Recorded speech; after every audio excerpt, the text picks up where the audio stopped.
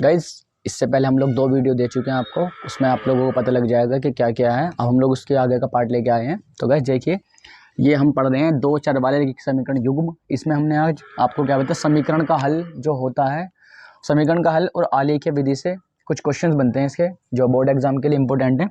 तो यहाँ पर 2 इक्वेशन हम लोगों ने देख लिए, 2 समीकरण देख लिए थे, a1x plus b1y plus c1 और दूसरा था हमारा a2x plus b2y plus c2। तो यहाँ पर हमारी 3 संभव स्थितियाँ बनती हैं। जैसे कि पहली स्थिति होती है, अगर a1/a2 बराबर नहीं है b1/b2 के, तो क्या होगा, जो समीकरण का हल होगा वो केवल एक यानी अद्वितीय हल होगा, कोई दूसरा नहीं होगा। फिर रेखाएं जो होंगे आलेखीय रूप में देखेंगे तो प्रतिच्छेदी रेखाएं बनेंगे वो, और समीकरण का जो युग्म बनेगा जोड़ा वो संगत होगा। ओके, यानी कि इसमें कंसिस्टेंट और इनकंसिस्टेंट होता है। दूसरी कंडीशन है हमारी कि यदि a1/a2 बराबर है b1/b2 के, लेकिन c1/c2 के बराबर नहीं है, तो क्या होगा, जो समीकरण का हल होगा वो कोई हल नहीं होगा, समांतर रेखाएं होंगी और समीकरण का युग्म जो बनेगा कैसा बनेगा, वो असंगत होगा। ऐसे ही तीसरा हमारा जो है, ये देख रहे हैं आप लोग, अगर a1/a2 बराबर है b1/b2 के बराबर है c1/c2 के, तो यहाँ पर क्या होगा, अपरिमित रूप से अनेक हल होंगे, यानी अपरिमित और अनेक हल होंगे, मैनी सॉल्यूशंस निकलेंगे। और रेखाएं जो होंगी हमारी, अगर आलेखीय विधि में देखा जाए इसको आलेखीय से, तो हमारी संपाती रेखाएं निकलेगी। और जो रेखम का युग्म होगा वो एक दूसरे पर आश्रित यानी आश्रित युग्म बनेगा, और इसे ही हम लोग क्या कहते हैं, संगत कहते हैं।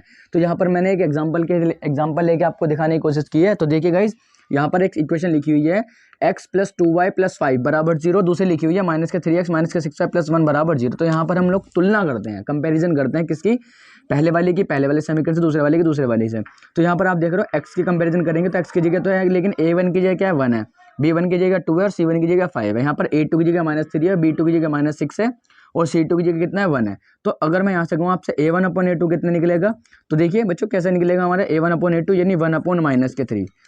ओके, अगर मैं यहाँ से देखूँ कि b1/b2 क्या निकलेगा, b1/b2 की वैल्यू क्या आएगी, b1/b2, तो यहाँ पर आपको दिख रहा है हमारा 2/-6, 2 1 जा 2 2 3 जा 6 यानी 1/-3 आ रहा है यहाँ पे।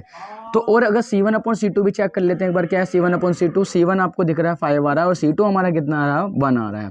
तो यहाँ पर हमारी कंडीशन कौन सी वेरीफाई है, आपको दिख रहा होगा कि a1/a2 बराबर नहीं है b1/b2 के, लेकिन ये तो बराबर आ रहे हैं। a1/a2 की वैल्यू आपको दिख रहा है 1/-3 और b1/b2 की वैल्यू कितनी आ रही है, -1/3, लेकिन c1/c2 की वैल्यू नहीं आ रही है। तो गाइज यहाँ से हम लोग कह सकते हैं कि a1/a2 बराबर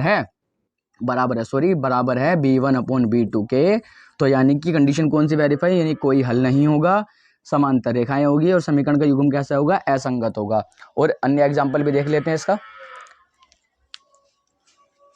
4y प्लस 8 इक्वल्स टू 0 और 7x plus 6y minus 4 equals to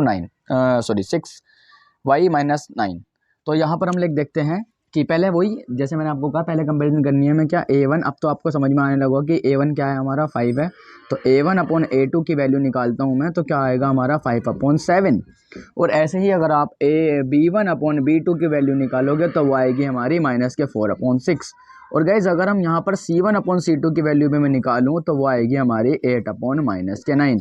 अगर इसको सिंप्लीफाई भी और कर लूँ मैं, तो दिख रहा होगा 2 3 जा 2 2 जा 4 2 3 जा 6, यानी कि बस केवल -2/3 आ जाएगा।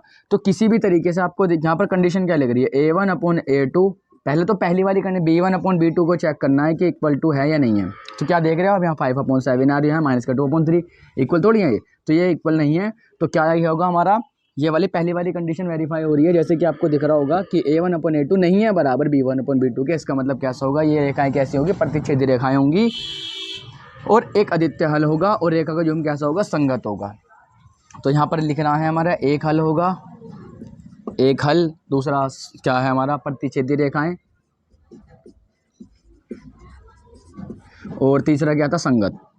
ओके, चलिए अगला एक और क्वेश्चन दिया हुआ है हमें यहाँ पर 9x plus 3y plus 12 equals to 0, और एक दिया हुआ है 18x प्लस 6y प्लस के 24 इक्वल्स टू 0। तो इसको भी चेक कर लेते हैं। यहाँ पर a1 है, ये a2 है, तो 9/18।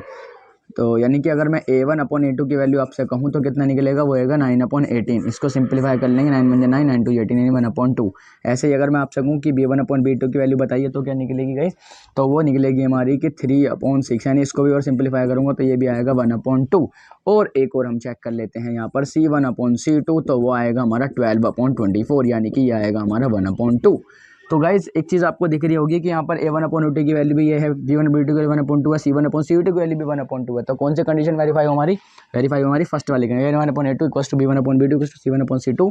तो गाइज क्या पता लगा हमें कि ये जो होगा हमारा अपरिमित रूप से अनेक हल होंगे, मैंने सॉल्यूशंस हैं, संपाती रेखाएं होंगी और आश्रित युग्म होगा, यानी संगत रेखाएं, संगत युग्म बनेगा हमारा। तो यही, तो यहाँ पर हमारा इस टाइप के क्वेश्चन आपके बनेंगे। और भी क्वेश्चन हैं।